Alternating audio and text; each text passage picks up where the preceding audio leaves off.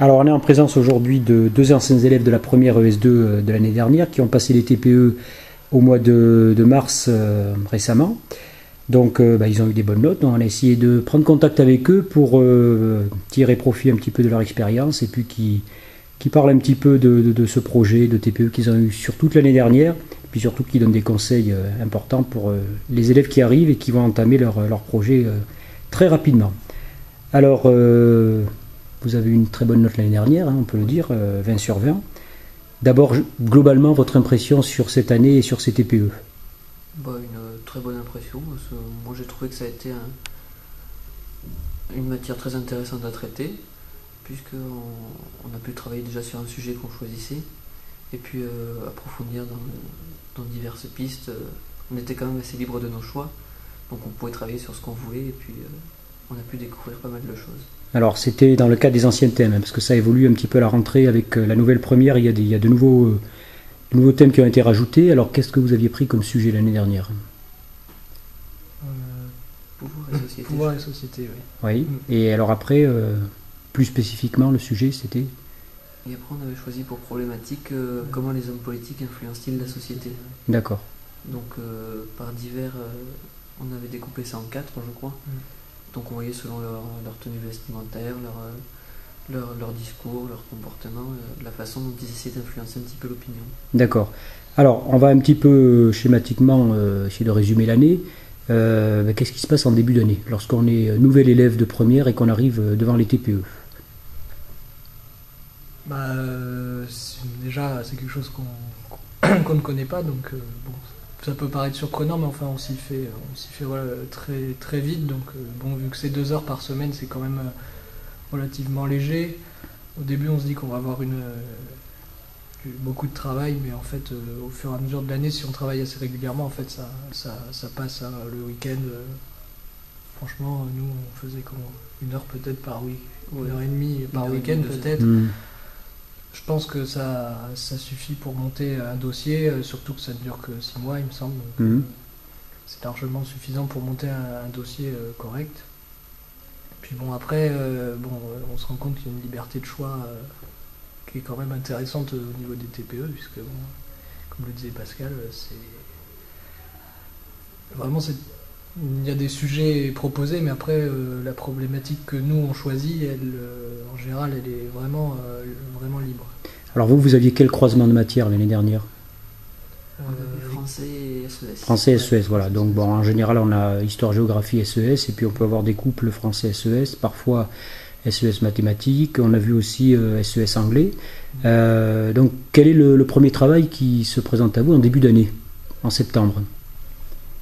Déjà choisir le sujet, choisir déjà le thème et le sujet, savoir ce qu'on a envie de traiter, et puis ensuite élaborer une problématique. Donc ça a été un petit peu la croix et la bannière, mais on a fini par s'en sortir. Ouais.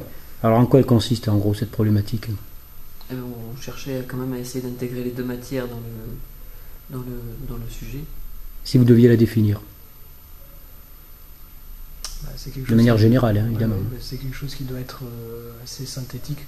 Je dirais qu'en fait c'est le travail, c'est peut-être vraiment le plus dur à trouver. Déjà à choisir son sujet, ça va, mais élaborer une problématique suffisamment synthétique et en même temps qui puisse recouvrir un sujet assez large, c'est relativement compliqué quand même. Donc la problématique, c'est vraiment le travail le plus dur à effectuer en début d'année. Ouais, vous aviez passé combien de temps là-dessus? Je pense qu'on a passé 3-4 séances faciles. Ouais. À peu près 1 mois de travail pour juste pour définir la bonne problématique. Donc en fait, c'est un petit peu fil conducteur, c'est ce qui va vous guider pendant tout le travail. Ensuite, l'élaboration du plan, comment vous y prenez? Entre le plan, les documents, la problématique? Là, il y a plusieurs méthodes.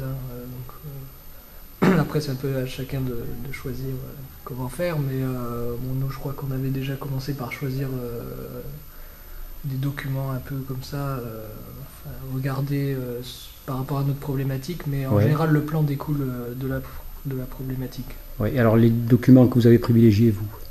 De quel type? On essaie de varier, mais c'est essentiellement Internet. Il ne faut pas l'oublier.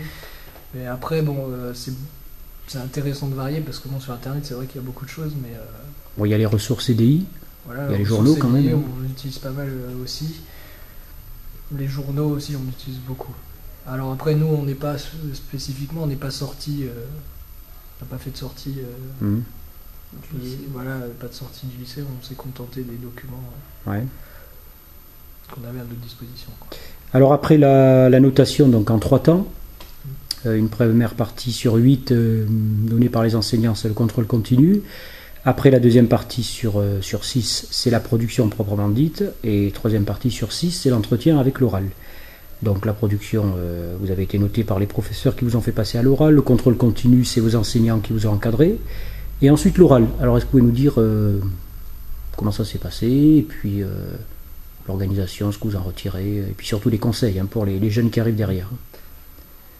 L'oral, bon évidemment c'est un peu stressant au début parce qu'on on connaît pas, on passe sur quelque chose qu'on fait pour la première fois et puis on sait que ça compte pour le bac, donc bon forcément on est un peu stressé, mais bon j'ai envie de dire que c'est parfaitement normal.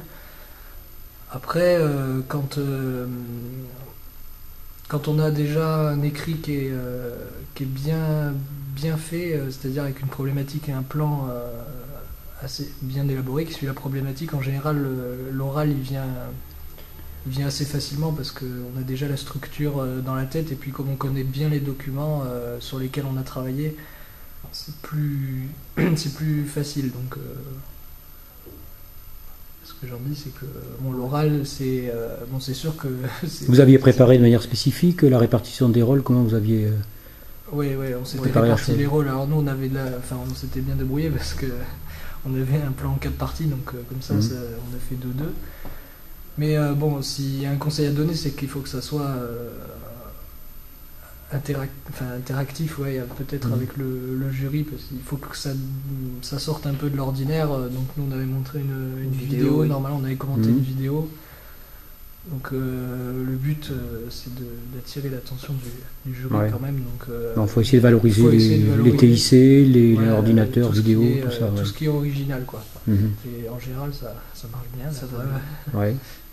Bon, quelques petits mots de conclusion pour vos camarades. Ce qu'il faut faire surtout et ce qu'il faut éviter de faire. Ce qu'il ne faut pas faire déjà, c'est tomber dans la banalité. Il ne faut pas faire la même chose que tout le monde. Parce qu'au moment de l'oral, surtout si on passe dans les derniers, ça va un petit peu ennuyer le jury. Et puis franchement, je le redis, mais c'est pas au niveau de la masse de travail, c'est vrai qu'il faut se garder facilement 1 heure, 1 heure et demie par week-end, mais je pense que comme ça, plus les 2 heures de TPE, je pense que ça fait 3 heures et demie par semaine, je pense que c'est suffisant pour monter un dossier complet et qui peut être bien noté.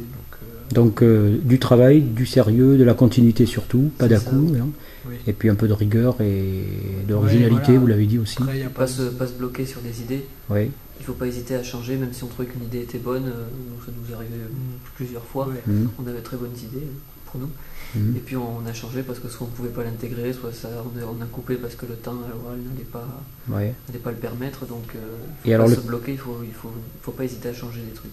Le travail de groupe dans tout ça, qu'est-ce que vous en retirez, vous, comme aspect bénéfique ou des fois peut-être contraignant? Plutôt bénéfique. Bon, on n'était que 2 aussi, alors après je sais pas comment ça marche avec des groupes, je crois que ça peut aller jusqu'à 4. Mais 2, il n'y a pas de problème. Justement, ça permet de répartir le travail et les 2 heures au CDI, elles sont quand même faites justement pour mettre en commun le travail effectué. Alors vous étiez parti sur un groupe plutôt d'affinité ou sur un groupe de sujets plutôt d'affinité. En général c'est ça. Je pense que c'est le mieux. C'est le mieux quand même. Écoutez, merci beaucoup pour ces renseignements, et puis évidemment on vous souhaite bonne chance pour ce qui arrivera au mois de juin. Merci. Mais on ne doute pas que ça devrait bien se passer. Merci à vous.